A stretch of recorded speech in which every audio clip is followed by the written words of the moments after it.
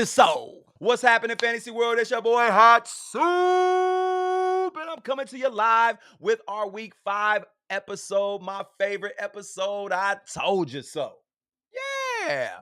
We always go over our top 5 starts and our top 5 sits from the previous week, and we sit up here and we talk about it, man. So that's what we gonna do. Let's get down to the gritty. We're gonna start with our top 5 starts for week 5. My number 1, and I told you to get him in your lineups. If you did not and you benched him, you were sorely mistaken. That boy Chuba Hubbard. What? Chuba, choo-choo. Man, there was a no-fly zone going on in Chicago this week, and I told y'all. So Chuba Hubbard jumped on his train track and rode straight through Chirac. That's right. Chuba Hubbard this week, 17 touches, 95 yards, and a tud. He was the number 8 overall running back in fantasy scoring with 15.5 points. Chuba Hubbard was a hit. That's right, man. If you started Chuba Hubbard, he was an RB1 for your boy this week, man. Shots out to Chuba, choo, choo. And our second player that I told you to put in your lineups. In LA, indeed, it was big play, Jayden Reed. That's right, man. Jayden Reed goes off versus the LA Rams for 6 touches, 97 yards. He ends up number 22 overall in fantasy scoring. That is a wide receiver 3, my friends. 11.7 points. All he did was he missed a touchdown. But hey, he's still a top play. I got a need for speed, and I love big play, Jayden Reed. And our number 3 player on our top 5 starts. And I told y'all to get this guy in your lineup. I may be the weatherman. And what's in the forecast? DeAndre Swift went over to Carolina and gave them a swift kick in their ass. That's right, man. DeAndre Swift versus Carolina, 23 touches, 120 yards, a touchdown. He was number 2 overall in fantasy scoring for running backs this week with 19 points in Yahoo standard leagues. Woo! I told you so. Bear down. You got to listen to the soup. I need to hit the crap tables. I'm still hot. And our number 3 player that I told you you must start. And finally, I was wrong. As always, Jordan Love got hot in the second half, but it was too late to make the top 10 list this week. He finished 14 overall on the week, showing his owners no love. Jordan Love versus LA Rams, 224 yards through the air, 3 carries. He had 2 touchdowns and 1 interception, good for 16.96 fantasy points, number 14 overall in fantasy scoring. I missed on Jordan Love, man. I apologize to all my fans. I love y'all. But in week 5, Jordan showed us no love. And our number 5 player that I told you must start.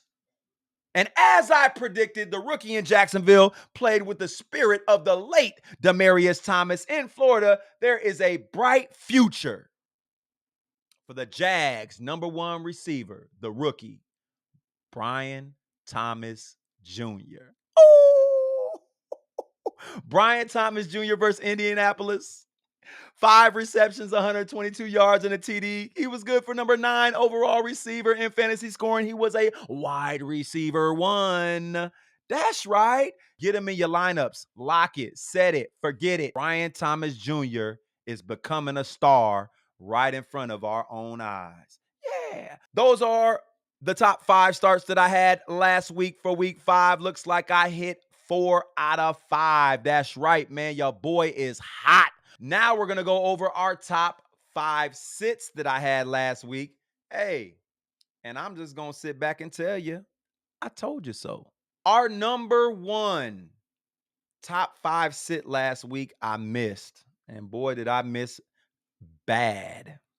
Zay proved me wrong in the nasty natty this week, getting Baltimore the win with his superhuman powers. Yeah, I'm talking about Zay Flowers.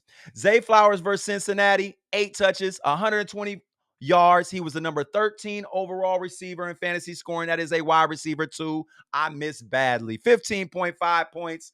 Hey, man, I'm going to give them flowers to Zay. You got him, buddy. And all y'all who told me, all them messages I had on my inbox, man, you crazies benching Zay Flowers. What's wrong with you? He's the number one target. Hey, y'all can come on and tell me now. You told me so. Our number 2 player that I told you must sit this week. And I was right. Finished outside the top 10. Dak turned it on at the last quarter, putting up big yardage. However, just as I forecasted in my dream, old Dak Prescott was a turnover machine. Dak Prescott, 352 yards through the air, 2 TDs, 2 interceptions, and a fumble. He was number 13 overall in fantasy scoring for quarterbacks this week with 18.38 points. That's right, like I told you earlier in my episode, Dak is whack. And our number 3 player that I told you must bench this week, he was going against Mr. Patrick Surtain, and Surtain showed up with a 100-yard interception return. Oh my God, the target was Jakobi Meyers. Jakobi Meyers almost proved me wrong, but fell short of the top 30. That's right, he was a wide receiver 4 this week. Patrick Surtain eased up this week, but he still got his hands dirty. That's right. Jakobi Meyers, 6 receptions, 72 yards, number 32 overall in fantasy scoring this week with 10.2 points. Hey, I hit again, and I told you so. And our number 4 player, and I told y'all to sit this guy. Make sure he is on your bench. It's the fall of Breece Hall. That's right, man. Fantasy owners are looking quite scary with that 3 yards per carry. Breece Hall versus Minnesota, 12 touches, 37 yards, 5.2 fantasy points, ended up the number 40 running back. That is a RB5. You did not expect that from Breece Hall. So all those inboxes I was getting, how you crazy, your show sucks, you're this, you're that. Hey, man, I told you so. And our number 5 player that I had on our top 5 sits, shit, he sat for real. Did not even play, was Devin Singletary. So I had 9 total picks this week. I hit on 7 out of 9. That percentage is at 78% this week. That's above my 70% average. I think what y'all need to do is check out our top 5 starts, top 5 sits later on this week before you set your lineups. The soup is hot. I'm hot, baby. I'm going back to the crap tables. Yeah. It's your boy Soup, and I'm out.